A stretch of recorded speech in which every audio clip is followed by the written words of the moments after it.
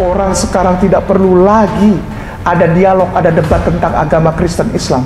Mereka datang dan minta dituntun syahadat. Nabi-nabi sebelum Rasulullah SAW, maaf ya, jangan marah, maaf ya, tidak ada yang beragama Yahudi dan tidak ada yang beragama Kristen. Sefer al-Asher lo yada Sefer lemor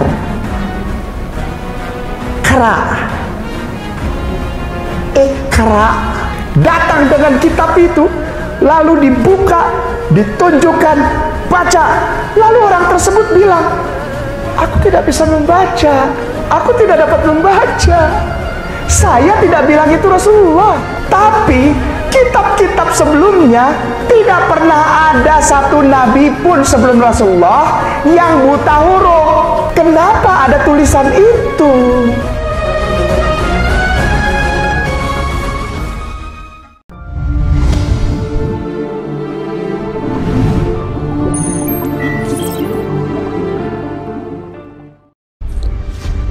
Lelang dakwah. Lukisan Ka'bah tempo dulu karya Meru Sandia, pelukis Indonesia yang diundang langsung oleh Raja Salman, dilelang dengan harga terbaik yang dananya 100% akan kami gunakan untuk pembangunan gedung dakwah Mu'alaf Center Nasional Hagia Sophia, Jakarta sebagai sentra untuk pembinaan, pelayanan, advokasi, dan pendidikan para mu'alaf binaan Mu'alaf Center Nasional Hagia Sophia di Jakarta. Alhamdulillah, ada seorang dermawan yang mewakafkan tanahnya di pinggir jalan raya dekat Taman Mini Indonesia Indah dekat Exit Tol. Dengan luas 514 meter persegi ini sudah tersedia, tinggal dibangun gedung dakwah saja.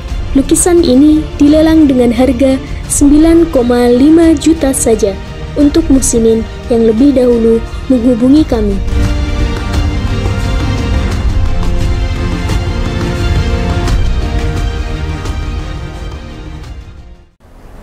Setiap kata-kata saya yang keluar tentang iman orang di sana, tentang dogma mereka, saya pernah rasakan. Oleh sebab itu, apa yang saya ungkapkan, saya haturkan dengan sedemikian rupa menjaga kebenaran agar tidak menjadi hujatan serta hinaan buat saudara Kristen dan Katolik. Lalu apa untungnya mengundang seorang kainama membicarakan kristologi?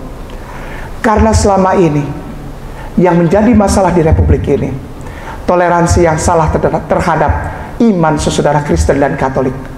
Hindu, Buddha, Konfutse, serta agama-agama kepercayaan di Indonesia lainnya tidak pernah punya masalah tuh.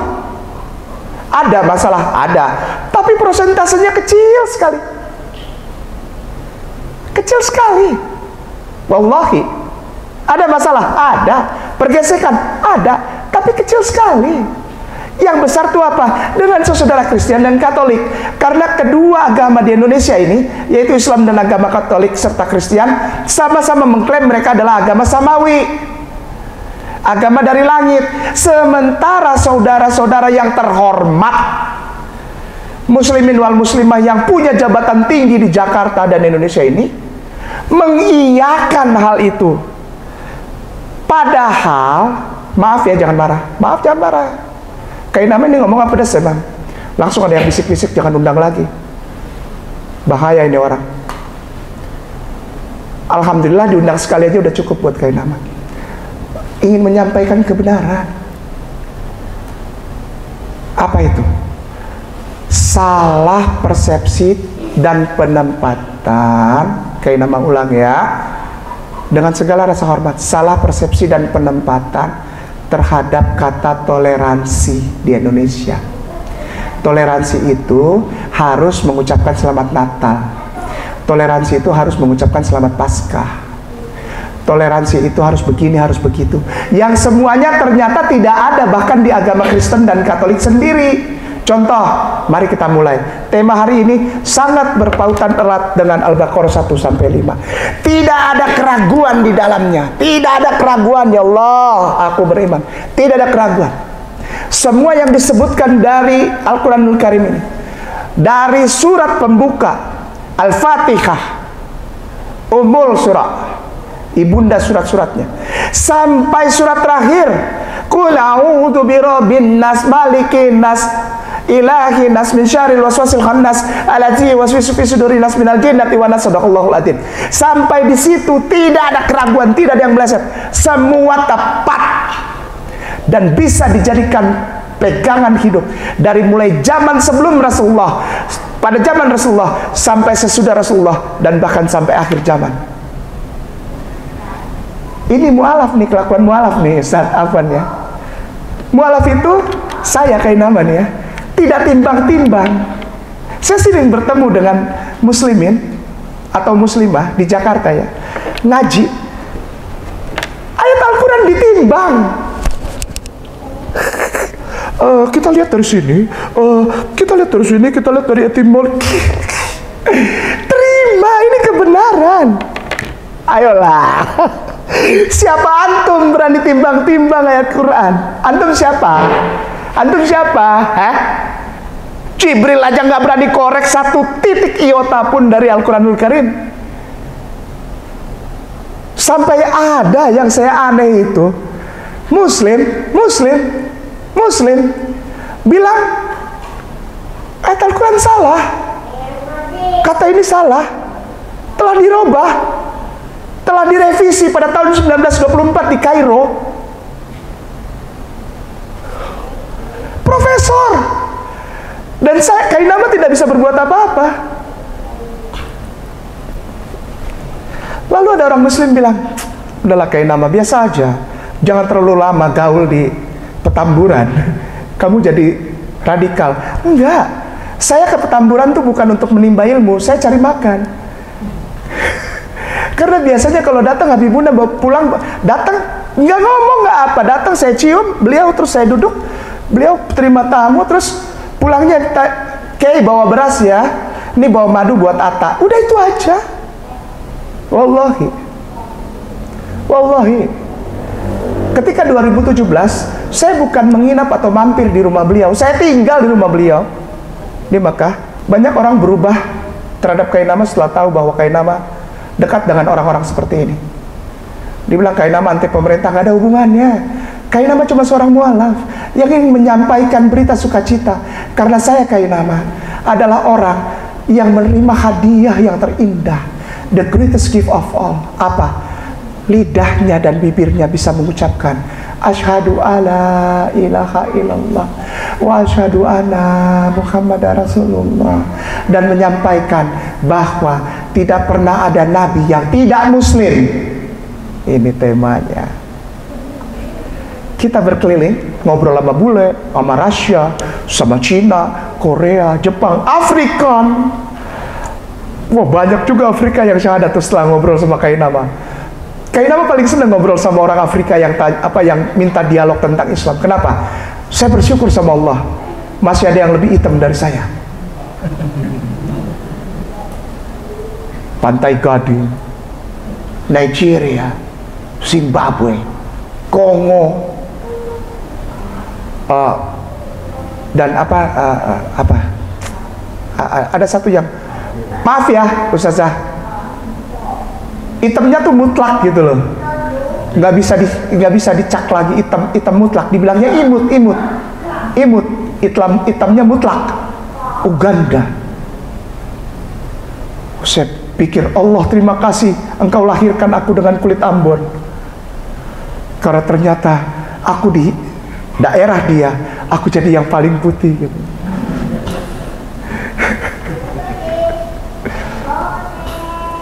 Namanya Joseph, tingginya 187, besar ini laki-laki. Tapi saya paling sayang sama dia, sayang dengan Joseph ini. Orang Uganda. Pertama kali ketemu saya pakai kalung salib besar gitu kan. Terus dia bilang, I came to visit you and make a short conversation with you, and I guarantee myself, katanya, I can break you down every single statement that you made. Oke, saya bilang, mari kita ngobrol. 20 menit dia nangis. 20 menit ini manusia yang gak kelihatan ini, karena gelap Ustaz, benar Ustaz. gelap. Jadi saya kalau ngeliatnya mesti begini, ada nggak orang, masih ada nggak? Jangan-jangan dia udah pergi, saya nggak tahu gitu kan. Tapi kalau dia ngomong kelihatan gitu kan giginya ya. Oh berarti masih ada. 20 menit kemudian dia nangis terus dia bilang gini, "Okay, lead me to love your prophet." Wow, saya bilang, tuntun aku untuk mencintai nabimu. Tidak perlu ada yang ragu sama Al-Quranul Karim ya. Ya, dahsyat. Seluruh bumi bergetar menerima kebenaran Islam. Orang sekarang tidak perlu lagi ada dialog, ada debat tentang agama Kristen Islam. Mereka datang dan minta dituntun syahadat. Ustadz wal Ustazah, Ustadz dan Ustazah pasti sudah merasakan. Karena Ustadz dan Ustazah kan lahir dalam keadaan Islam tuh. Atau ada yang mualaf? Yang mulia? Ada? Siapakah, boleh tahu? Boleh enggak? Boleh enggak? Kayak nama? Satu orang saja. Iya, siapakah? Ustazah, maaf ya, jangan marah ya. Boleh tahu kayak nama yang mana? Boleh angkat tangan supaya kayak nama lihat. Oh, syukran. Ustazah tidak masuk Islam ya? Tidak. Ustazah tidak masuk Islam ya? Ustazah pulang sama kayak nama. Pulang kepada kebenaran Islam. Kita pulang ke rumah. Tidak pindah agama. Karena Islam bukan rumah kontrakan atau tempat kos atau hotel, bukan. Islam adalah fitrah kita. Tidak ada orang yang pindah agama. Kita pulang ke cintanya Allah, ke cintanya Rasulullah. Ayat 1-5 bilang begini. Zalikal kitabu la raiba fihi hudal lil muttaqin alladzina yu'minuna bil ghaibi wa yuqimuna sholata wa mimma razaqnahum yunfiqun. Berarti sudah ada orang yang beriman kepada sesuatu yang tidak dilihat kekuatannya, salat, melakukan kebaikan, zakat dan tatanan Islam sebelum Rasulullah. Loh, ini apa-apaan ini? Ini apa-apaan ini? Ini yang membuat Kiai Nama setuju dengan tema hari ini.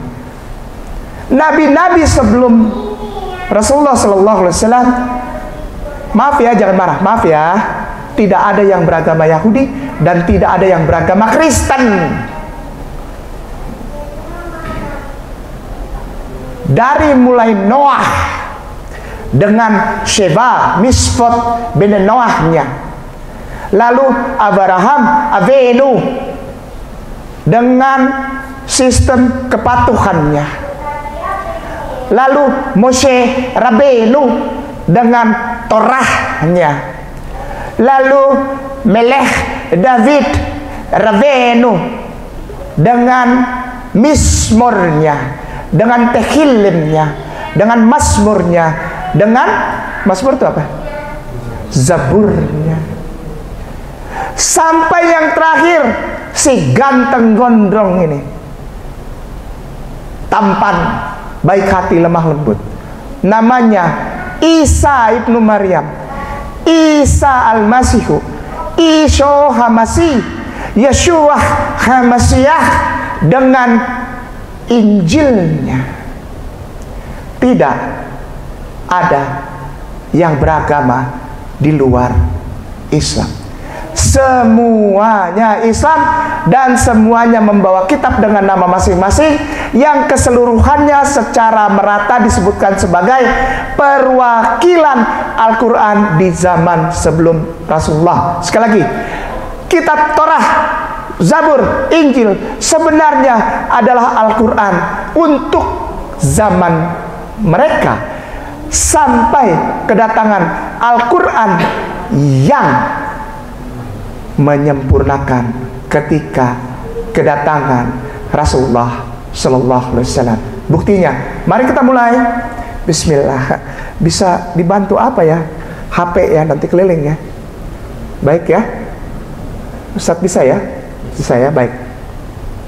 Karena kayak nama nggak pernah mau cuma ngomong aja. Kayak nama selalu kebiasaan. Kita buka Google yuk. Kita buka Google. Karena dengan Google itu insya Allah bisa bisa pembuktiannya dari tempat yang valid, bukan dari cuma ucapan Kainama, klaim sepihak. Yang pertama adalah Kainama ingin kita membuka di Google, ketiknya begini, Isaiyah, ketiknya Isaiyah spasi 29 maksudnya, sekali lagi Isaiyah biasa spasi 29 spasi in Hebrew INHEBREW Hebrew. Nanti kalau setelah klik, nanti ada pilihan webnya, namanya Mekon Mamre, lambangnya kuning, ada huruf mem kuning, ada Mekon Mamre, MECHONMAMRE Mamre. Nah kalau sudah terbuka, Ustadz, di sebelah kiri Ustazah ada yang huruf urak-urak gitu loh. Nah sebelum kita mulai lebih jauh, ada nggak yang pernah lihat huruf itu? Hah? Sudah ya? Sudah pernah lihat ya? Alhamdulillah, sudah pernah ya? Jadi tidak kaget ya? Sudah pernah lihat ya? Itu huruf Ibrani. Bacanya seperti Arab, dari kanan ke kiri, pasti sudah tahu.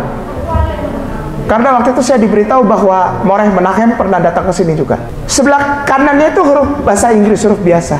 Tapi Kainama nggak butuh yang sebelah kanan, nggak butuh yang bahasa Inggris. Butuhnya yang sebelah kiri. Geser cari angka 12. Ustazi. Wal Ustazah. Nah ini perlu pelan-pelan ini. Ini untuk kata Al-Quran saja. Sudah ketemu angka 12? Baik. Ada yang bisa baca ini? Ada yang bisa? Ada? Saya senang kalau ada yang bisa baca. Jadi lebih mudah ya? Ya. Angka 12 sudah. Nah, saya mohon perhatian sebentar. Angka 12 dari kitab Isaiyah ini, buku ke-29 ini ditulis 700 tahun sebelum Masehi atau 700 BCE. Ada kan tulisannya gitu ya? Kalau yang bahasa Inggrisnya BCE ya, Before Christ Era atau Before Common Era. Kalau tahun Masehi disebut CE atau Common Era. Indonesia bilang tahun Masehi. Nah yang kita lihat sama-sama ini huruf-huruf yang ditulis 700 tahun Ustaz, sebelum Masehi. Wih, dahsyat ya. Apa yang mau Kainama lakukan? Ustadz Ipung nanti bisa kasih lihat sini. Ustadz Ipung di blog gini. Oke, sudah. Ya. Oh ya, nggak apa-apa. Gini juga nggak apa-apa. Supaya kalau setiap orang punya HP kan juga nanti tahu cara membuka yang lain, Ustazah. Kalau monitor, dia melihat orang yang bukakan. Tapi karena ini kajian, Kainama berani berbuat begini supaya apa? Supaya nanti orang bisa melakukannya sendiri, gitu, pribadi, private. Sudah ya? Oke. Apa yang mau Kainama ajak lihat? Begini. Tulisannya saya mau bacakan ya, sebentar. Saya mau bacakan ya. Veniten Hesefer al Asher lo yada Shefer lemor kra ikra. Pelan-pelan. Saya baca ulang ya. Veniten Hasefer al Asher lo yada Shefer lemor kara ikara. Dengar baik-baik. Ikara. Sudah. Nah zeh fe amar lo yadaiti sefer. Ya. Oke, sudah ya. Baik. Ada satu kata nggak yang menyentil telinga kita? Apa itu? Ikra. Baik. Oh enggak, itu cuma bisa-bisanya Ustadz K. Oke. Kita ke Google kosong yang baru. Ketik Yesaya spasi 29 tanda bagi 12, tanda bagi yang titik 2 itu loh. Tanda bagi 12 versi paralel. Klik nanti pilihannya alkitabsabda.org. Nanti ada tulisan yang di blok kuning. Di sebelah kirinya ada tulisan huruf tebal PB.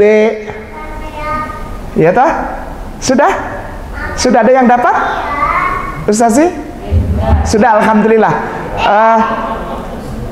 Minta tolong jangan Ustaz Ipung yang baca, melainkan yang mulia yang kami nama hormati jemaah.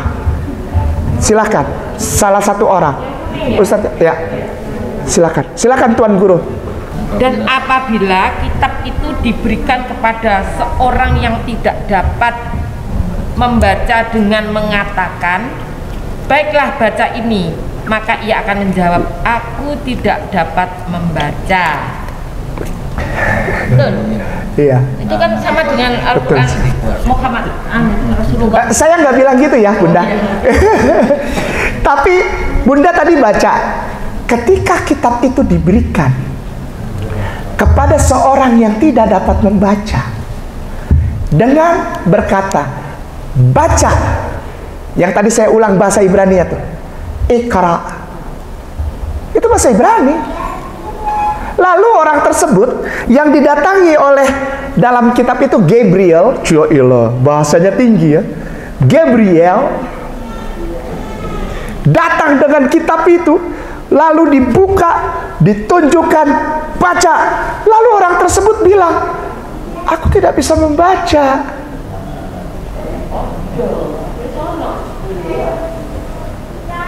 Aku tidak dapat membaca. Saya tidak bilang itu Rasulullah.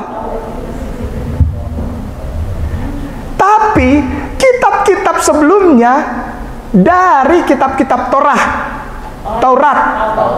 Taurat, Zabur, Injil, tidak pernah ada satu nabi pun sebelum Rasulullah yang buta huruf, yang tidak bisa membaca, tidak bisa menulis, yang umi, tidak ada. Kenapa ada tulisan itu? Gitu loh. Ya. Kenapa ada tulisan itu di situ? Yang untuk selanjutnya justru kitab itu sendiri yang menerangkan siapa pria yang tidak bisa membaca itu dan apa nama kitab itu. Kan ini waktu saya masih Kristen, ketika baca itu bohong. Kalau ada orang Kristen gak guncang imannya, bohong. Guncang lah iman kainama, guncang. Bukan oleh orang Islam, bukan oleh perbandingan agama, bukan. Tapi iman kainama pada saat Kristen guncang karena kitabnya sendiri memberitahu bahwa seluruh nabi-nabi sebelum Rasulullah itu Islam. Kan bingung kita. Dan ketika kitab itu diberikan kepada seseorang dengan mengatakan Iqra, loh kok ada Iqra? Kan di gereja nggak pernah ada. Iqra itu bahasa tetanggaku yang setiap pagi bikin kita nggak bisa tidur itu.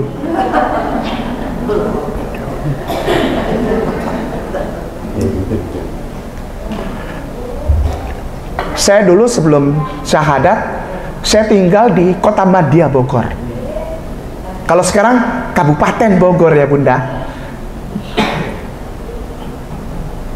Di Kota Madya Bogor itu udah kota, ya kan?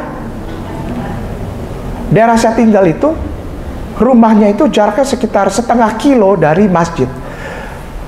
Tapi mulai 3:30 itu toa sudah bunyi itu. Dan yang paling menyedihkan adalah setiap hari ketika saya tinggal di sana, yang azan subuh itu aki-aki. Tahu aki-aki? Kakek-kakek. Suaranya tidak enak bener. Timbul pertanyaan, kenapa tidak ada orang muda yang azan subuh?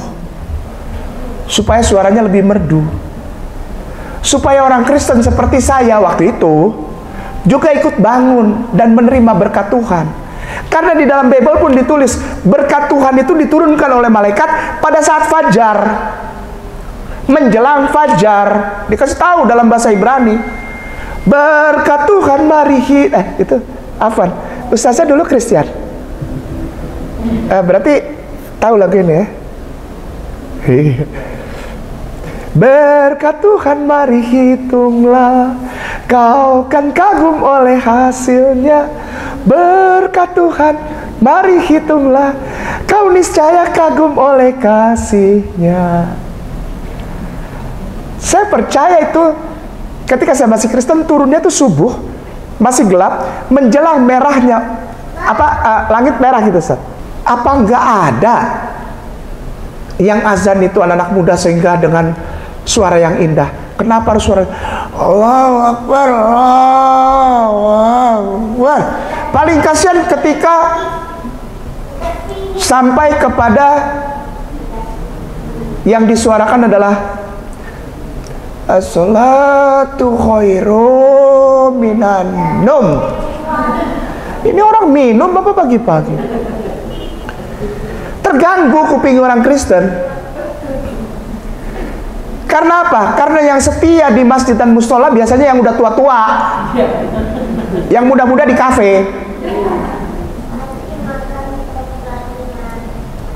yang muda-muda udah habis waktunya untuk sholat subuh karena tidurnya jam 2 malam, jam 3. Kalau Ustadz K dan Ustadz Ipung serta Ustadz Arin dan Kiki tidur jam 2, jam 3 karena kita baru nyampe di tempat itu. Selebihnya di jalan. Siapa laki-laki ini? Kenapa dibilang ikro? Tidak ada orang Kristen yang ngerti ikro. Tidak ada. Kata ikro tidak pernah dipakai di dalam Bible. Di dalam kebaktian kami setiap hari Minggu tuh kami nyanyi pakai band, sorry ya. Kita pakai piano. Kita nggak kayak orang Islam waktu itu saya. Piano, gitar, drum, mic, ya kan? Nyanyi bahasa Inggris, walaupun nggak ngerti artinya. Kita pakai dasi, ya, biar kata minjem nggak apa-apa. Penampilan Eropa, sedap.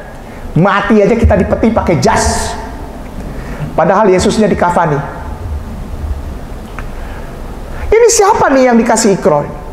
Kenapa ada ikro? Kita orang Kristen lebih baik dari mereka orang Islam. Sorry ya, sendal aja hilang di masjid. Kotak amal hilang, ditimpe duitnya. Kita enggak. Ternyata Bibelnya sendiri yang kasih tahu siapa yang tadi Bunda Nik baca itu, yang tidak bisa baca, buta huruf ini. Setelah menerima ikro, ketik lagi di Google kosong, Ustazah, maaf ya, kok repot banget sih kajian ini? Iya, supaya Bunda, Ustadz wal Ustazah membuktikan kata-kata Kainama nggak mau dibilang bohong, cuma ngecap doang. Ayolah.